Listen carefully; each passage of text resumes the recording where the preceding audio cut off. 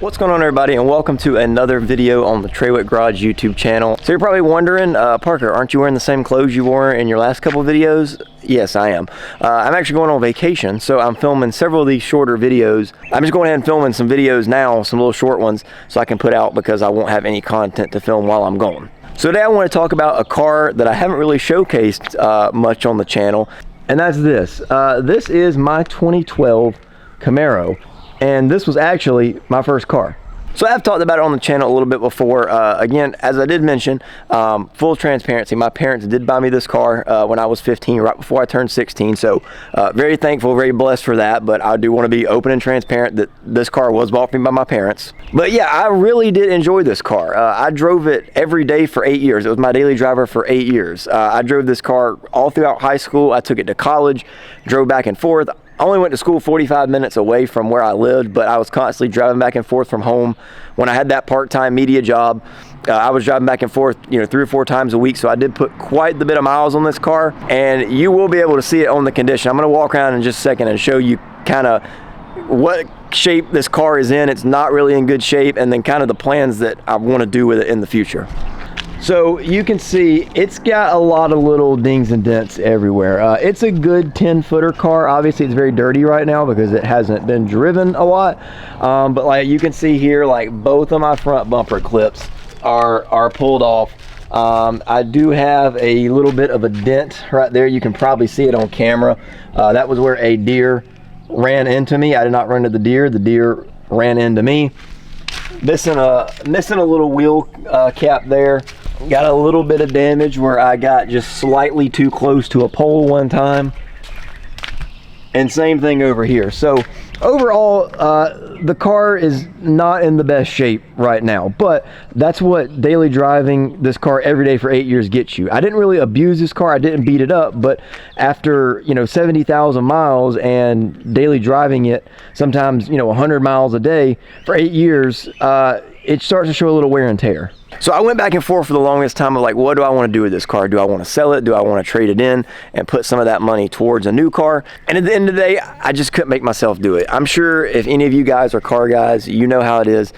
Your first car is really special to you. And I've seen so many stories of people who really regret selling their first car. And I knew in the future, when I hopefully have a big collection of cars, I would really regret not having this car in the garage. And I knew it would be super hard to track down, so that's why I decided, at the end of the day, like, it's really not worth a whole lot of money with it having, the cosmetic issues and having 93,000 miles, and it's also just only a V6 base model.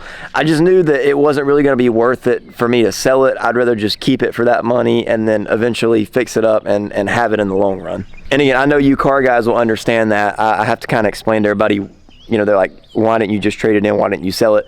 But you car guys know how your first car is to you. So yeah, it's pretty standard, just a base model car.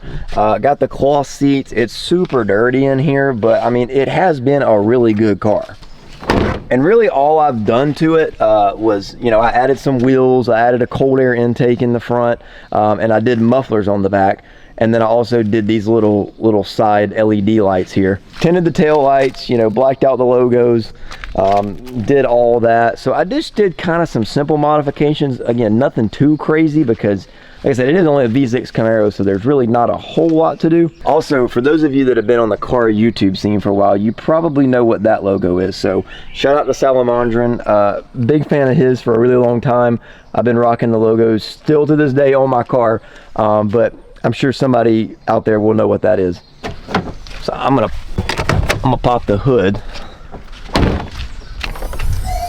So yeah, you can see quite dirty. This K&N may have the record for the world's dirtiest air filter, but again, it's not that I really neglected this car. I always kept it up and kept it in really good shape. It just got to a point where I needed something new because of some issues I was gonna have with it. And that was the thing. This car was a really good car. Like, reliability wise, this car was great. I never had a big single mechanical issue with it up until the last probably 10,000 miles. So once it got to about 86,000 miles, that's when I started to run into a couple of issues with it. And the main one was the air conditioner. So we got my air conditioner worked on. I thought it was low on Freon. They fixed that. That didn't fix it. And then we ended up taking it in, and it was actually the doors inside of the dash. So in order to do that, you had to pull the windshield, pull the dash. It was going to be like $2,000 or $3,000 to fix. So at that point, I knew I was going to have to put a lot of money into this car to get it where I wanted it. And at that point, I really just kind of wanted something new anyway. So that's why I decided to just buy a new car and then just kind of keep this as a secondary car. So I actually still have the original window sticker. I did buy this car used. We bought it in 2015. This is a 2012. And we paid just about $21,000 for it. So I just want to kind of show you that was kind of the standard options that came with it. So you can see there the standard vehicle price, $24,400. The total vehicle price was $25,775. So that's what this car was brand new.